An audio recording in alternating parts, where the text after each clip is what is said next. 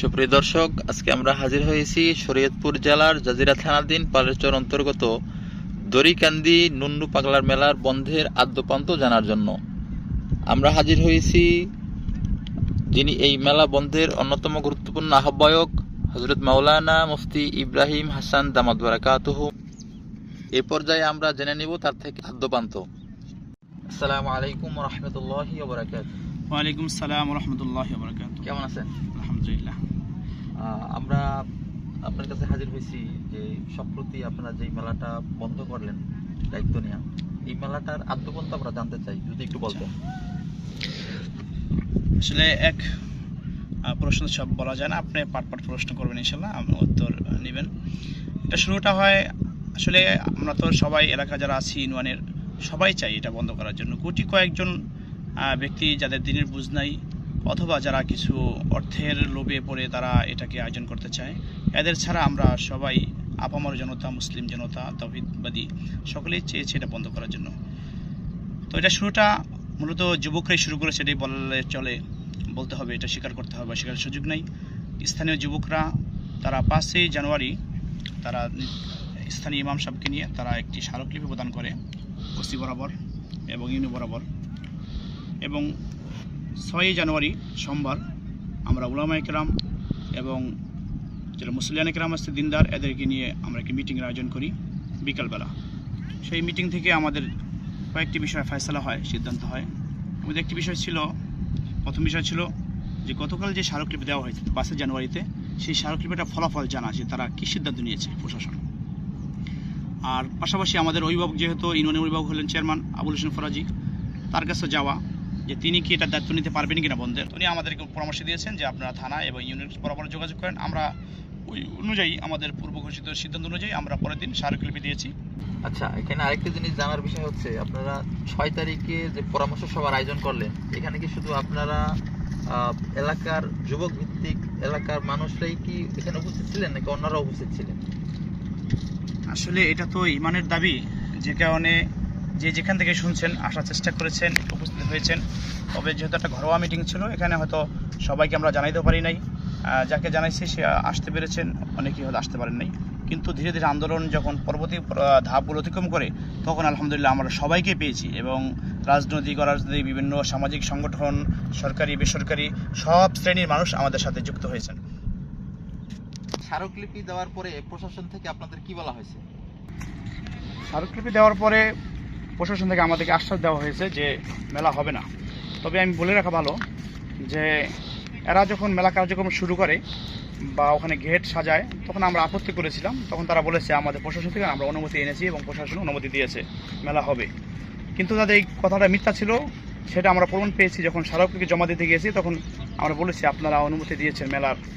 পরে এরা বলছে না তো, আমরা অনুমতি দিই নেই। তখন আমরা বুঝতে পারলাম যে তারা মিথ্যায় আশ্রয় নিয়েছে। তো যাই হোক, আমাদের পূর্ব অভিজ্ঞতা অনুযায়ী আমরা আমাদের ধারাবাহিক কার্যক্রম চালানোর উদ্যোগ নিয়েছি, এবং সেই সিদ্ধান্ত আমরা পৌঁছেছি যে বুধবার 8ই জানুয়ারি আমাদের মানববন্ধন সমাবেশ হবে। সেই হিসাবে আমরা মঙ্গলবার প্রচারণা চালিয়েছি। তবে বলে রাখি যে প্রচারণা একদিনে তো একটা সমাবেশের প্রচারণা শেষ করা যায় না। আমরা সামান্য প্রচারণা চালিয়েছি, কিন্তু ইমানদার মুসলমান যারা আল্লাহ তাআলাকে ভালোবাসে এবং গান বাজনা চায় না, তারা এত ব্যাপক সাড়া দিয়েছে যে আমার অনেক বাধা বিপত্তির সম্মুখীন হয়েছিলেন। অনেকের জানের ঝুঁকি নিয়ে, মালের এবং চাকরির ঝুঁকি নিয়ে এখানে আসতে হয়েছে। তারপর আলহামদুলিল্লাহ তাওহীদের জনতাকে, এই স্রোতকে কেউ ঠেকাতে পারেনি, তারা এখানে উপস্থিত হয়েছেন। এবং 8ই জানুয়ারি যে সমাবেশ হয়েছে, সেই সমাবেশটা আলহামদুলিল্লাহ অত্যন্ত সফলভাবে হয়েছে। তারপর কি হলো? আমাদের সমাবেশ শেষ হওয়ার পরে সন্ধ্যার দিকে পুলিশ আসছিলেন থানা থেকে, তারা এসে বলে গেছেন যে মেলা হবে না, তোমরা বন্ধ করে দাও। এরপরেও তারা এই কার্যক্রম চালানোর অভিপ্রায় ব্যক্ত করেছেন, এবং তারা এটা একটা চ্যালেঞ্জ হিসাবে নিয়েছেন যে এটা আমরা যেভাবেই হোক এটা মেলা করে ছাড়ব। এবং আমাদেরকে বিভিন্নভাবে হুমকি ধমকিও দেওয়া হয়েছিল, এবং আমাদের অনেক কর্মী ভাইদের বাড়িতে গিয়ে হুমকি দিয়ে আসা হয়েছে, এবং বলা হয়েছে মার্ডার হবে, এখানে এই হবে সেই হবে, এবং অনেককে ফোন দিয়ে হুমকি দেওয়া হয়েছে, অনেকে ডেকে নিয়ে হুমকি দেওয়া হয়েছে। যাকে যেভাবে পারছে এই আন্দোলনকে তারা থামানোর জন্য আপ্রাণ চেষ্টা করেছে। তো আমরা আলহামদুলিল্লাহ, আমরা তো ইমানের বলে আন্দোলন করি এবং আমাদের কর্মীরা তারা কারো টাকা খেয়ে আন্দোলন করে না, কোনো বিরিয়ানি এবং সিঙ্গারা রূপে আন্দোলন করে না, তারা ইমানে বলে বলিয়ান আন্দোলন করে। আমাদের সিদ্ধান্ত হলো যে আমাদের প্রশাসনের উপরে এখন আমরা আস্থা রাখতে পারছি না, কারণ দুপুরের দিকে আমরা জানতে পারলাম যে সেখানে যে দোকানগুলো চলে গেছিলো তাদেরকে আবার আনা হয়েছে, বিভিন্ন প্রলোভন দিয়ে তাকে আনা হয়েছে এবং তারা মেলা করবেই। তো আমরা বিকাল 4টা পর্যন্ত ওয়েট করেছিলাম যে মেলা বন্ধ হয় কিনা। আমরা দেখলাম না, মেলা তারা করার জন্য প্রস্তুতি নিচ্ছে। তখন আমরা আবার একটি হুন্ডা র্যালির ডাক দিলাম, কিন্তু আমরা দেখতে পেলাম যে যে দোকানগুলো চলে গিয়েছিল তারা আবার আসছে, আসলে তারা আসে নাই, তাদেরকে আনা হয়েছে। আমরা জোড়া ব্রিজ থেকে হুন্ডা র্যালি শুরু করলাম। তো আলহামদুলিল্লাহ ব্যাপক সাড়া পেয়েছি। তো হুন্ডা র্যালি করতে করতে আমরা এক পর্যায়ে মেলা যেখানে হয় নুন্নুপাড়ার বাড়িতে গেলাম।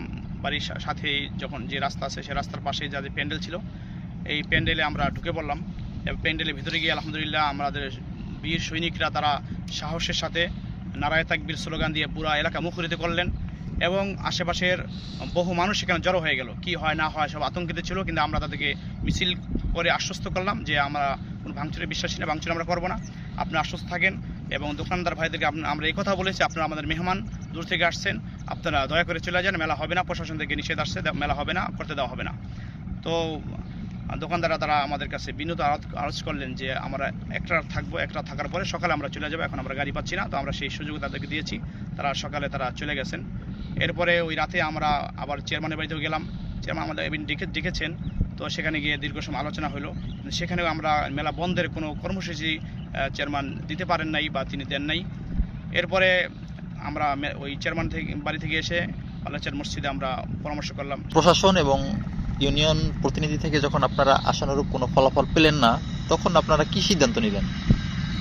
তখন আমরা বসে সিদ্ধান্ত নিলাম যে আমরা যেহেতু এগিয়ে গিয়েছি, আমাদের আর পিছপা হওয়ার কোনো সুযোগ নেই। আমরা জীবন বাজি রেখে আমরা এই সংগ্রাম করে যাব, আন্দোলন করে যাব।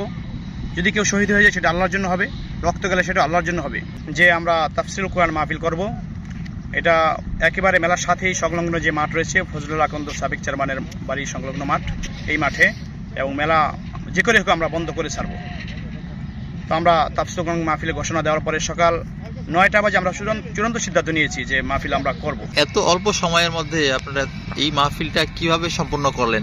যেহেতু এখানে অনেকগুলো বিষয় আছে, মাহফিল আয়োজন, উলামায়ে কেরামদের দাওয়াত দেওয়া, প্যান্ডেল সাজানো, মাইক সিস্টেম ঠিক করা, এরপরে ভলান্টিয়ার নিয়োগ করা, এত সবগুলো কাজ এত অল্প সময়ের মধ্যে আপনারা করতে পেরেছিলেন কি?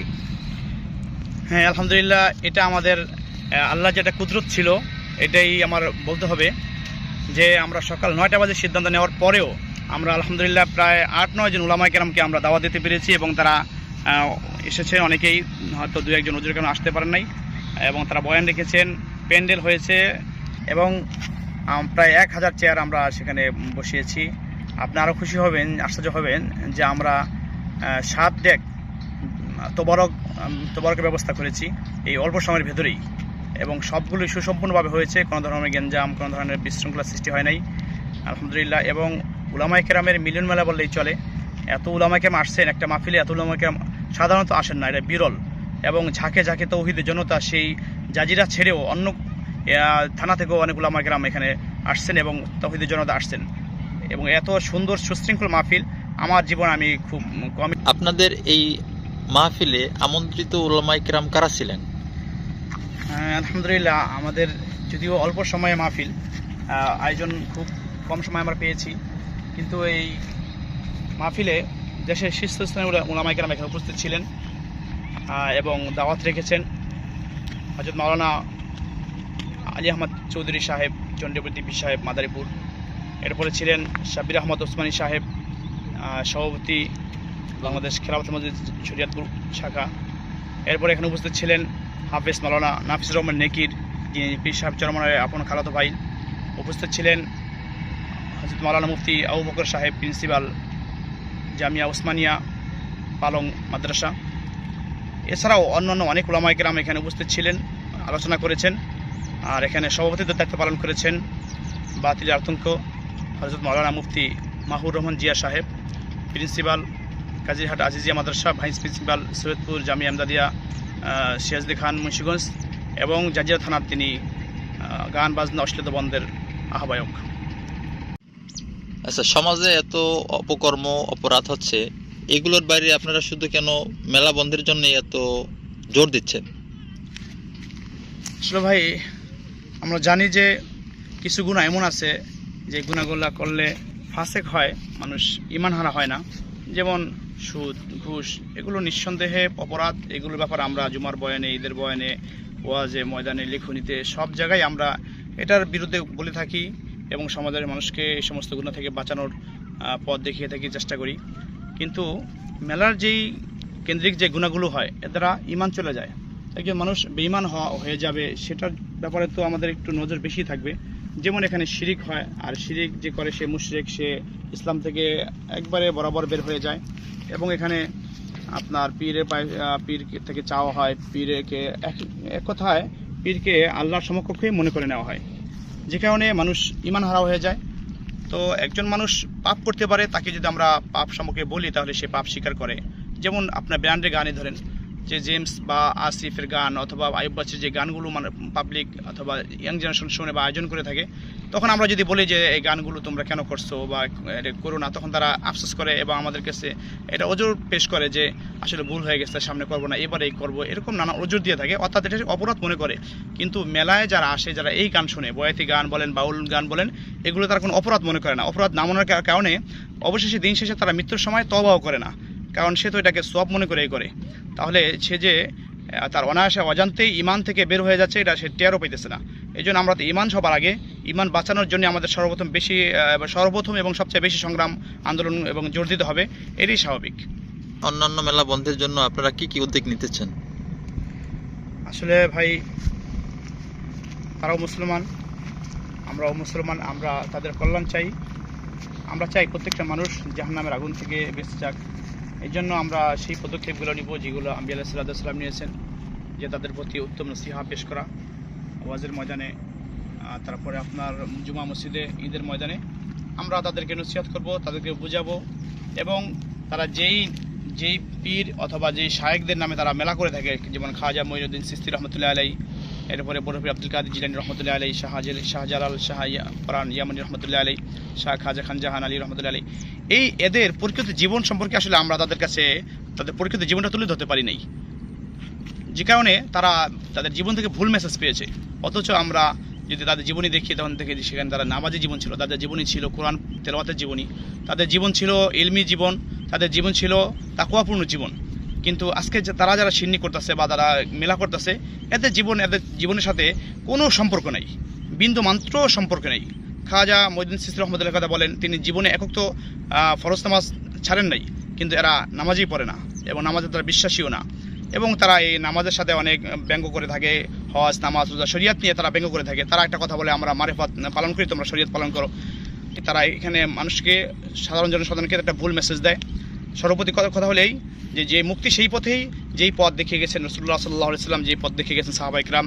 রাসূলুল্লাহ হাদিসে বলেছেন যে যারা আমি মা আনা আলাইহি ওয়া আসহাবি, আমি এবং আমার পথে আমার সাহাবা যারা যেই পথে আছে, এই পথেই মুক্তির পথ, এই পথেই একমাত্র নাজাতের পথ। তো এই কথা তাদেরকে বোঝানো, তাদের সাথে আমরা কোনো সংঘর্ষে যাব না।